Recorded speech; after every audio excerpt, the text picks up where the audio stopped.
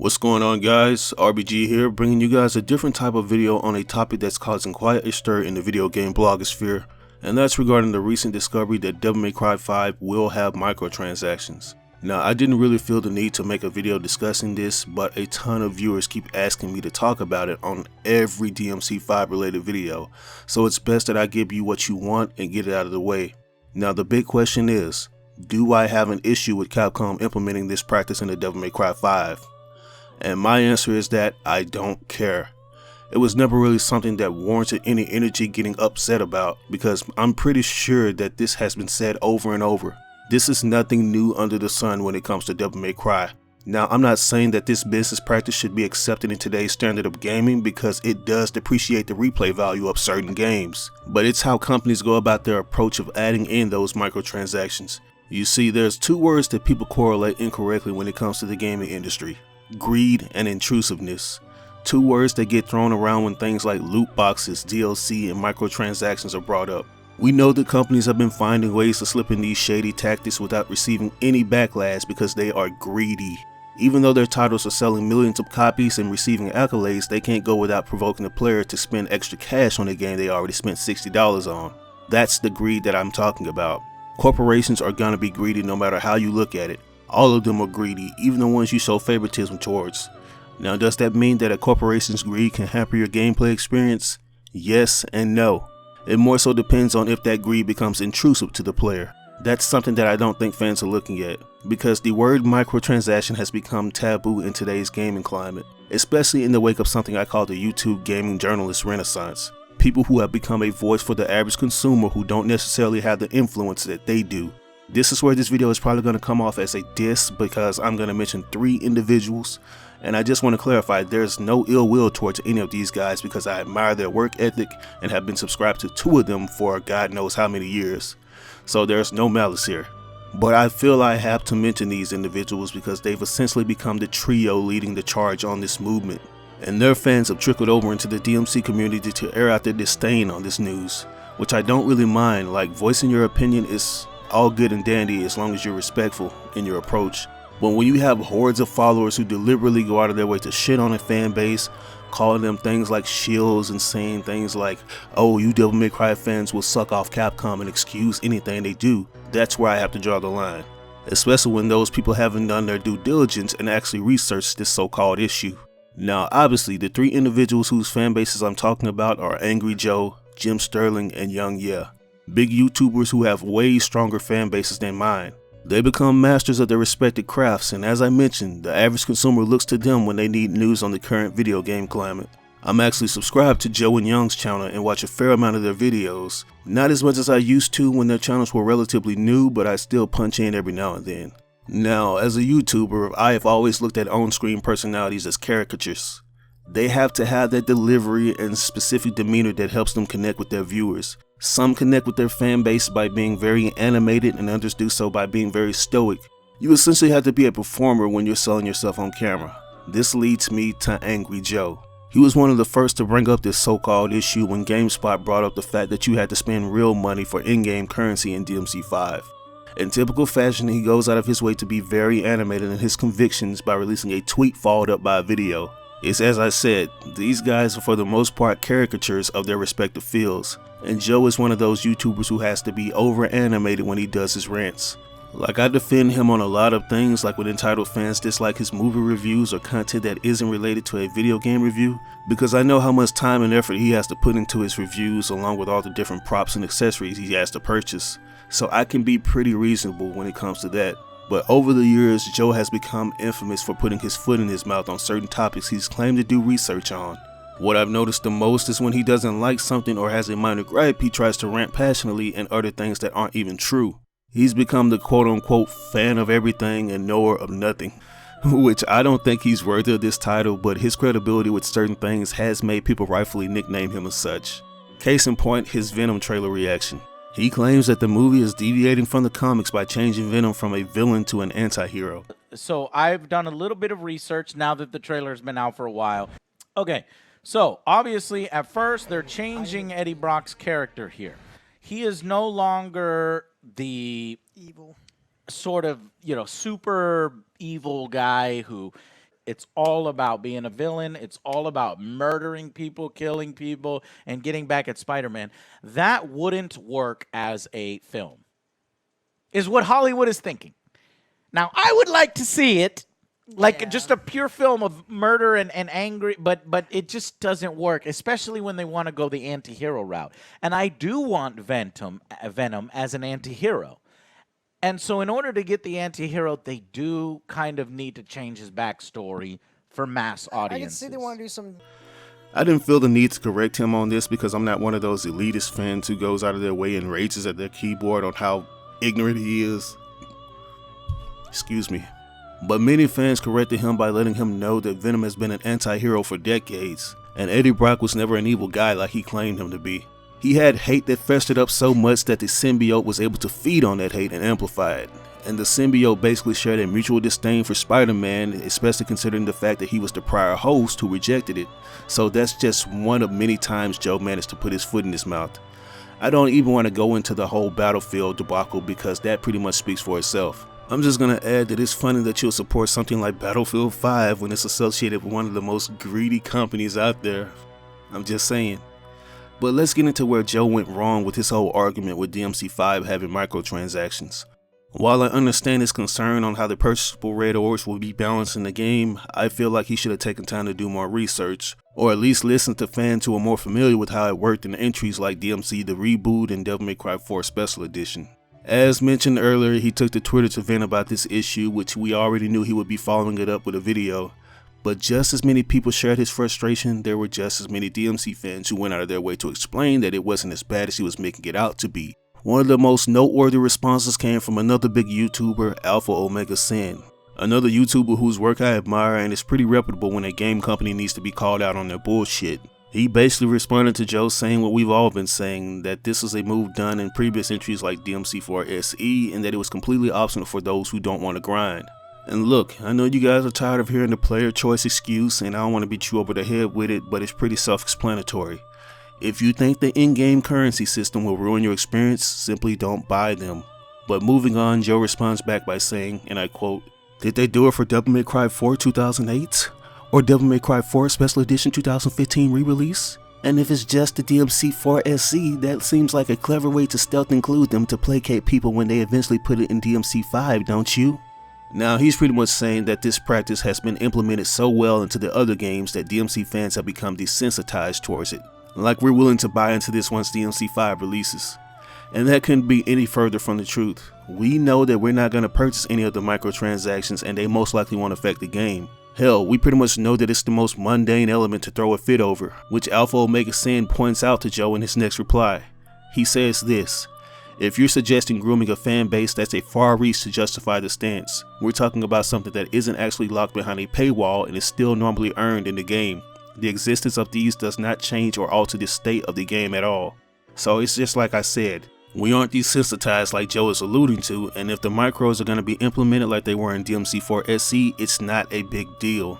AlphaOmegaSin goes on to say that if this were a competitive game, then this would be total fuckery. This isn't. Especially when what's being sold is given out at the same rate it's going to be allotted to the player. I'll play the game, won't buy the microtransactions, still have the same amount of fun. Which Joe predictably goes out of his way to say that it's all fine and dandy, but it's sad that people like him are getting argued against because they want to make a big deal about it. And no, Joe, it's not that we don't want you to say anything, we just know that you'll find an excuse to blow this out of proportion and make a video about it. Which you did. Oh my god, Devil May Cry 5 looks so freaking good!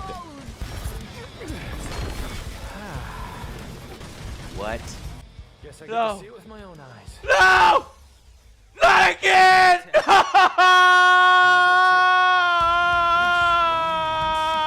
Being that you're a YouTube personality that's known for being angry about things, I guess you felt psychologically obligated to make that video.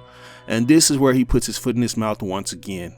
It's almost like he didn't listen to anything that AlphaOmegaSin and all the other DMC fans said at all. This is probably Joe's biggest weakness, like he doesn't listen, he talks over his guests when he has them in his movie reviews and he just has to get his point across. He has a way of ostracizing people of opposing views and he loves pulling out straw man arguments to validate his points. But I don't want to go off on a tangent there, I just want to talk about the video. Granted, the likes to dislike ratio on Joe's rant was generally positive because who doesn't like a controversial video where we stick it to the big wigs? But there were just so many gaping holes in his argument that made me almost dislike it, but since I liked the character Joe plays, I gave him a thumbs up.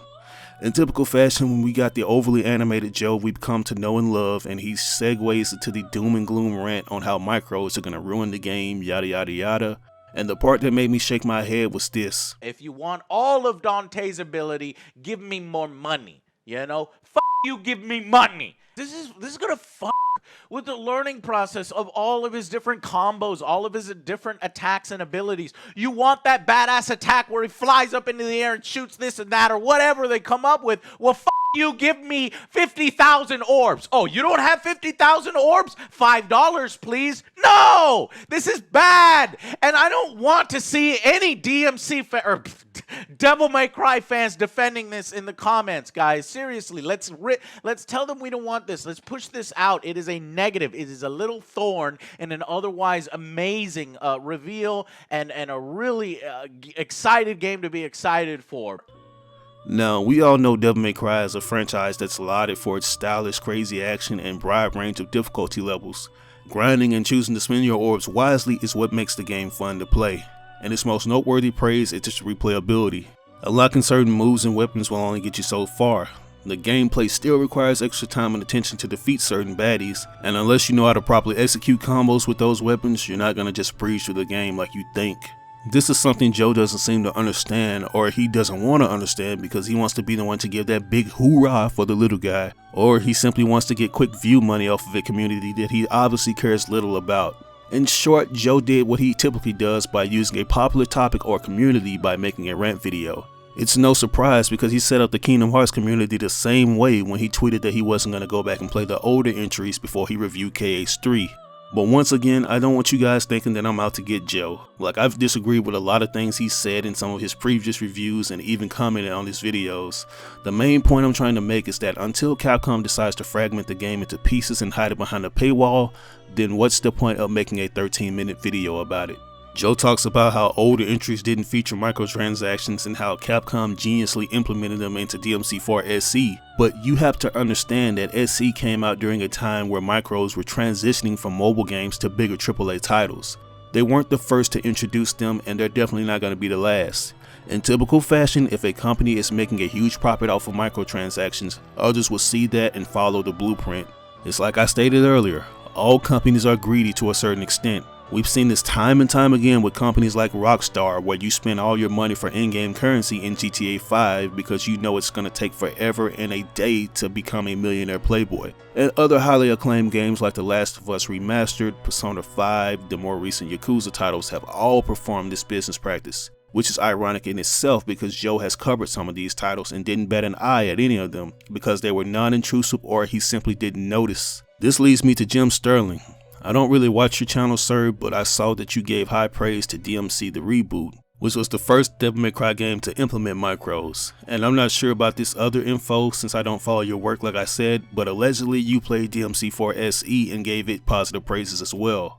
If this is true, why didn't you mention their use of microtransactions? Was it because they didn't hamper your experience, or you simply didn't notice they were there? I hope you guys see what I mean. Nobody is paying to skip any of the levels because, as we've stated incessantly, it doesn't matter how many upgrades you get, the game still requires you to learn how to use those upgrades. Something that I don't see people bringing up is how Capcom released a demo at Tokyo Game Show of Dante wielding weapons that were most likely supposed to be locked later in the game. One of the most noticeable ones being the Cavalier bike. Like, correct me if I'm wrong, but I'm sure the Cavalier weapon was supposed to be unlocked after you defeat Cavalier Angelo. But even though the player had access to those said weapons, it didn't look like they were breezing through the level. And the Cavalier Angelo boss fight still took quite a deal of time to complete. This whole situation just goes to show you that big time YouTubers aren't concerned if their arguments lack the research or are downright erroneous as long as the majority of viewers back them up. They know that people will jump on the bandwagon and take their word for it. Now, I'm one of those guys who thinks that if the content a YouTuber presents isn't enlightening to me or stimulates my mind or adds value to me intellectually, then maybe I need to look into matters for myself, and maybe that isn't the best content for me, especially if I'm still considering picking up that particular title the controversy is surrounding. It would be hypocritical of me to act like I have a code and barge in on that title's community to tell them that they're wrong for still buying it. I would be no better than the people I'm claiming are part of the problem. I'm gonna look into things for myself and form my own opinion. And just to clarify something regarding Jim's assumption that Insano and Camp are somewhat falsifying the game's grind. They straight up admit that they're going to make certain skills more expensive to the point where people will want to save time and spend money on them. Basically, falsifying their own fucking grind. Then pretending it's optional and that you can just skip it with money. Just because they're gonna make certain moves more expensive does not mean they're altering the time it takes to unlock those moves. If you played all of the earlier entries, you know that the prices for extended moves or items automatically increases the more you purchase them. For example, if I want to buy a gold continue orb, the price will continue to go up so I can't become too dependent on them. Not to mention that the games only allow you to hold 3 at a time. So yeah, I think Mr. Sterling read into that information wrong without researching what Hideaki Itsuno really meant. It was a less than classy video addressing the situation. I think the most reasonable video out of the whole bunch was YongYea's video. Like, he's probably got the most journalistic integrity out of all the YouTubers I mentioned. He does his research and he presents facts along with his opinions. And if certain info he presents is wrong, he'll come out and retract his statement. With that said, I can't really let him off the hook. Like, I've been watching this dude's channel for years, back when his channel was known for extensive coverage and in-depth analysis on Metal Gear Solid 5. If anything MGS related popped up, he'd most likely be the one covering it. But in the wake of the controversy surrounding Star Wars Battlefront 2's shady loot box practices, he's become simply known as the loot box guy. So if there's anything that has to do with DLC, player gambling, loot boxes, etc., you can bet your last HDMI cable that he'll be covering those said issues. Now, although many of his longtime fans have stressed how irritated they become with this new shift in content, I've actually gone out of my way to defend him because 1, talking about Metal Gear Solid can only get him so far, and 2, most of the things he's covered has been in regards to very egregious business practices that hurt the overall product. So there's no real problem there. The guy has found a niche that works for him and it's built him a stronger fan base. What I will say is that he's going to eventually back himself into a corner with these types of videos. Because in that particular field, he has to be as transparent as possible. Like, he really can't come from a place of bias when it comes to franchises he loves. But with that said, I noticed when MGS5's mother-based coin microtransactions were a thing, he didn't say a word, let alone make a video about it. Rightfully so, I'm guessing he didn't feel the need to since the coins weren't intrusive or impeded his progression, so it probably wasn't anything worth bringing attention to. If that's the case, then I don't see why he felt the need to make a video addressing Capcom's quote-unquote crappy excuse for adding micros to DMC5. The game really does look fantastic, with an awesome level of graphical fidelity that the new engine provides, and the gameplay looks as wild as I remember it. But then my heart sank when I saw this article from website GameSpot published on September 22nd, 2018. Did your heart really sink when you heard about this news like you said, or did your adrenaline suddenly go up because you knew you could make another expose video regarding microtransactions? Now, you claim to be a fan of the series and even did your due diligence on some of the more notable things, like how this wasn't anything new to the franchise, but you did what the others did. You blew it up bigger than what it was. Now granted, your video wasn't bad, but I have to reiterate, when you're known for having a certain persona, you're psychologically obligated to speak on something within your special field. While I didn't necessarily have a problem with Young's video, he did what he typically does by throwing out hyperboles and extending the length of his video by reading out long articles, and says something that makes me wonder why he even bothered making the video in the first place.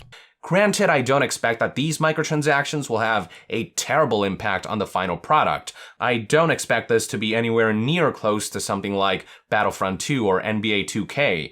In fact, I fully expect to thoroughly enjoy this game without having to shell out additional cash based on the footage and impressions that I've seen thus far.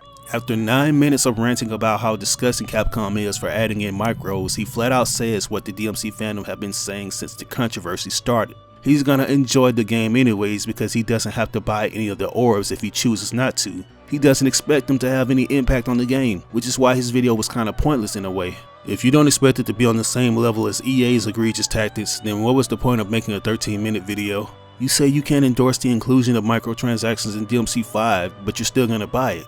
Like I said, you're putting yourself in a very compromised position by choosing to do these types of videos. I guess I can kinda understand why you didn't mention MGS5's microtransactions since the style of content you do now was pretty much non-existent on your channel at the time. But people are gonna be looking at you to be just as critical on Death Stranding now. Like, what's not to say Kojima decides to implement non-intrusive micros in his game? If he does, we're gonna be looking at you to respond with the same ferocity you did at DMC5. And we know you idolize Kojima's work, so much to the point that you hardly give it any gripes. Like, you were one of the only big YouTubers who called that overly glorified walking gameplay trailer at this year's E3 an artistic expression. It just seems like Kojima can do no wrong when it comes to his overly hyped, over-cryptic trailers. And this is coming from a Kojima fan. Like, I admire Kojima's work too, and MGS makes up a huge portion of my uploads. But when I see foul play, I call him out on it. I know I got a lot of backlash when I took to your comment section to call Kojima out on being a groupie when it comes to Hollywood actors, and how I thought it was unprofessional of him to try to axe David Hayter from voicing Big Boss in MGS3 in exchange for Kurt Russell. There's no refuting the fact that the guy wants to be down with Hollywood so bad. I mean, he was an aspiring filmmaker before he ultimately became a video game developer. But anyways, this is why I say that some of these YouTubers are caricatures, and for the most part they make these videos for entertainment. They're gonna most likely buy Devil May Cry 5 while you go out of your way to boycott the game instead of casting your votes with your own wallets and opinions. I encourage you, the viewer, to do your own research. I know we connect with words our favorite YouTube personalities say, and sometimes those words give us so much conviction, but you gotta do things for you. I personally believe that these microtransactions won't have any big impact on DMC5. Even if scrub-ass players try to obtain weapons faster, it's not gonna improve their performance. The micros are going to be irrelevant when it comes to skilled DMC players. It's like my grandma always said, it's hard to acknowledge someone if they're barely even in the room.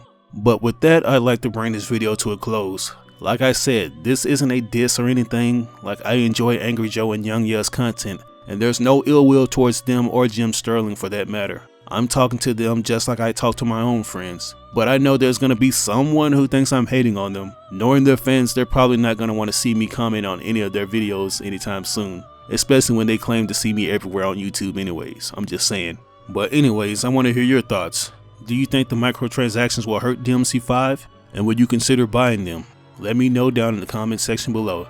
As always, I ask that you like or dislike the video. It doesn't have to be a thumbs up, it can be a thumbs down. Any feedback is good feedback and will only help me improve on future content. But if you really enjoyed the video, it would help me out tremendously if you shared it on social media platforms with all your friends and followers. Once again, this is your boy RBG signing out on another video. I will catch you guys later.